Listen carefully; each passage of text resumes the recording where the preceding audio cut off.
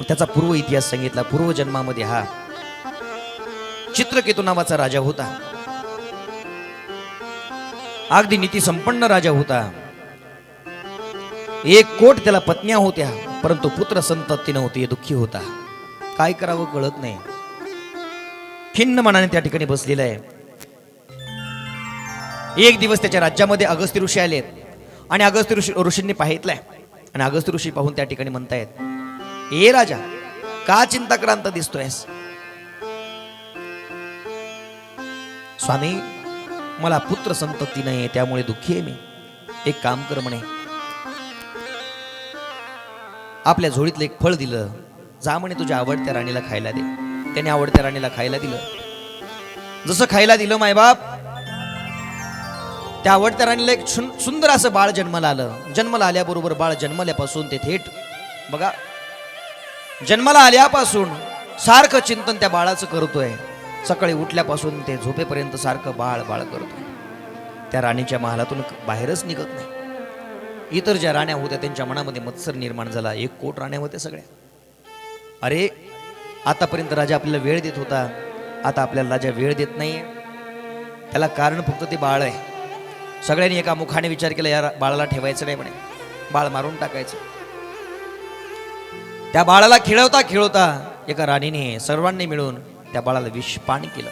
विष पाजलं, तोंडाला फेस आला. ते बाळ काळं निळं झालं त्या विषाच्या प्रभावाने.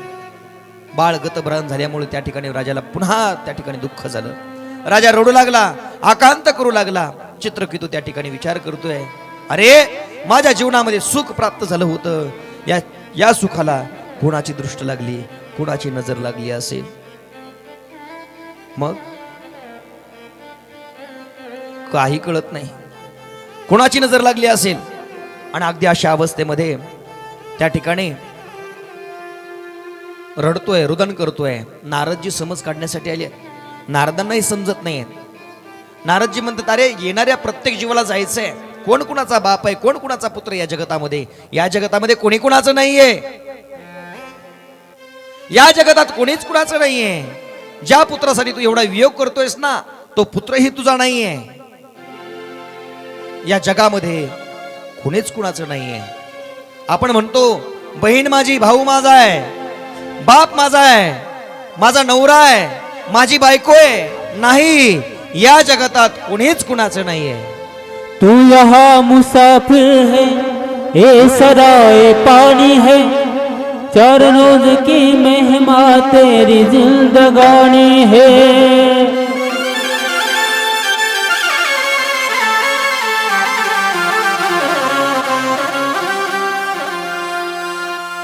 आज जवानी पर तराने वाले कल पछताएगा. आज जवानी पर तराने वाले कल पछताएगा. ढलता सूरज धीरे धीरे ढलता ही ढल जाएगा.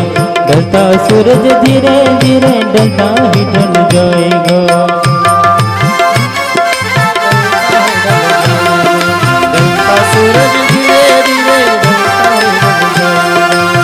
ढल जाएगा,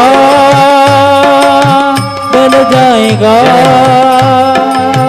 ढल जाएगा, ढल जाएगा.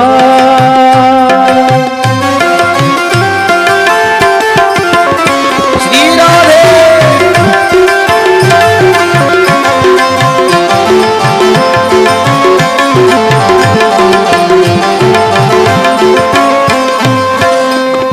तू यहाँ मुसाफिर है, ये सराय पानी है, 4 रोज की मेहमा तेरी जिंदगानी है. जर जमीन जर जेब कुछ न साथ जाएगा. खाली हाथ आया है, खाली हाथ जाएगा.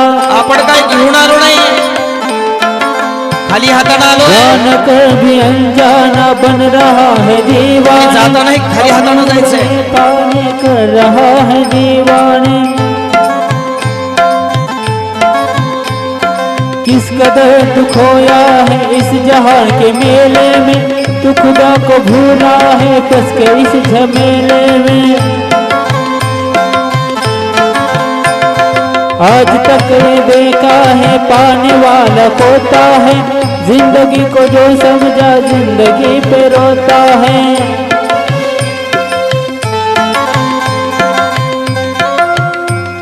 आज समझ ले,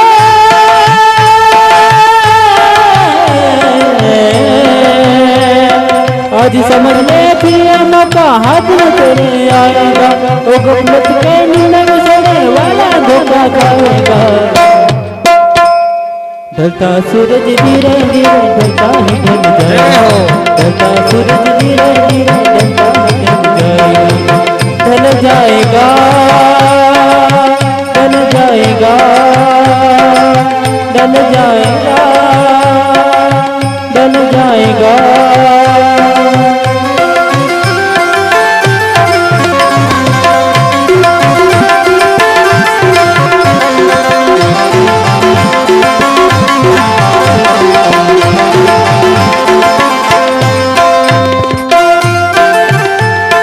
उगवलेला सूर्य मावळणारच आहे. ज्याचं बारसं झालं ना मायबाप, त्याचं एक दिवस तीर्थ निश्चित आहे. हे चुकणार नाही कुणाला. फक्त जागं राहणं महत्वाचं आहे. आपला मृत्यू डोळ्यासमोर ठेवून जीवन जगलं पाहिजे. आपला मृत्यू जर डोळ्यासमोर ठेवून जर जीवन जगलात ना, तर नक्की तुमच्या जीवनाचं कल्याण आहे. संतांना माहिती आहे, सूर्य उगवला तर तो एक दिवस मावळणार आहे. शरीर जन्माला आलंय, एक दिवस मरणाच्या दारामध्ये पडणार आहे. म्हणून संत सावध आहे. म्हणून म्हणतात, ढलता सूरज धीरे धीरे ढलता है ढल जाएगा, ढलता सूरज धीरे धीरे ढलता ही ढल जाएगा, ढलता सूरज धीरे धीरे ढल जाएगा, ढल जाएगा, ढल जाएगा, ढल जाएगा। गोपाल कृष्ण भगवान की. ज्याचं बारसं झालं महाराज, त्याचं तीर्थ एक दिवस होणारच आहे. म्हणून आपण जगत असतानाही आपला मृत्यू डोळ्यासमोर ठेवून जीवन जगलं पाहिजे. नारदजी समज काढतात चित्रकेतू राजाची, पण त्या ठिकाणी समजत नाहीये काय करावं. नारदजी त्या ठिकाणी चित्रकेतू म्हणतोय, नाही मला माझा पुत्रच हवाय, मला माझा पुत्र हवाय.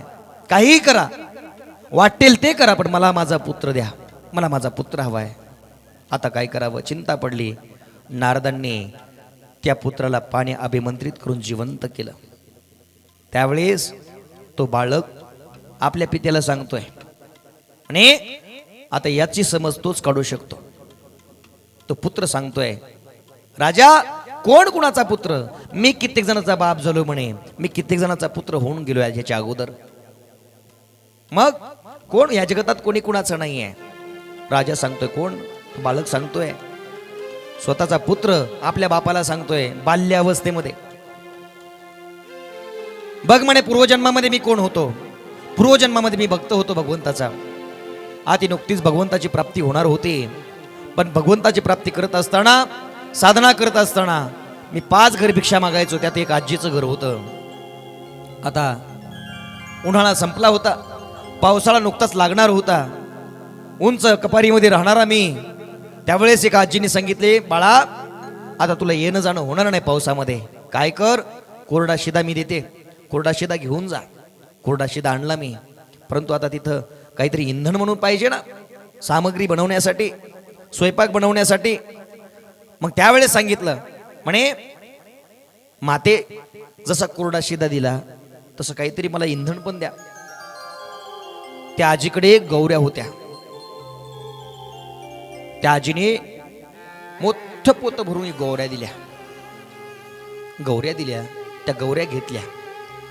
त्या ठिकाणी गौऱ्या घेऊन त्या ठिकाणी स्वयंपाक सुंदर बनवावा, उदरनिर्वाह चालवावा. पावसाळाभर त्या ठिकाणी संपला. पण परिणाम असा झाला, आता कर्म त्याला शिल्लक राहिलं नव्हतं. कर्म शिल्लक नसल्यामुळे आता परिणाम असा झाला होता, जीवनमुक्त अवस्था प्राप्त झाली होती. आणि अशा अवस्थेमध्ये त्याच्याकडून एक कर्म घडलं. ज्या गौऱ्या दिल्या होत्या त्या गौऱ्यांमध्ये असंख्य मुंग्या होत्या. इंधन करत असताना, जाळत असताना त्या गौऱ्याबरोबर त्या मुंग्याही गतप्राण झाल्या. बघा कर्म किती सूक्ष्म आहे. मुंग्या जाळल्या गेल्या. कर्मबंधनातून मुक्त झालेला महात्मा आता कर्मबंधनात पडला. मुंग्या गेल्या. 1 कोट मुंग्या मेल्या त्याच्या हातून.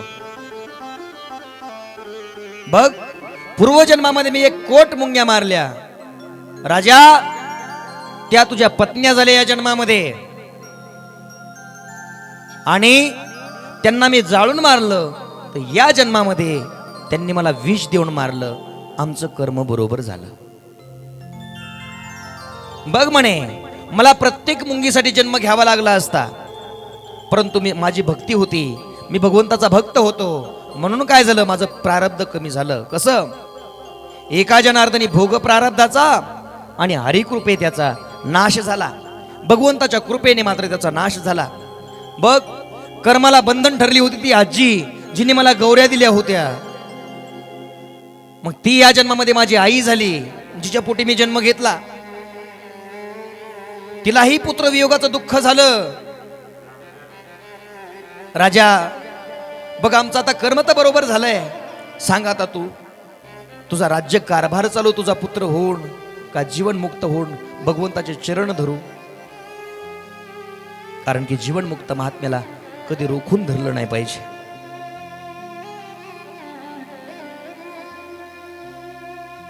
जीवनमुक्त झाला. चित्रकेतू नावाचा राजा त्याचा शोक अनावर झालेला शांत केला.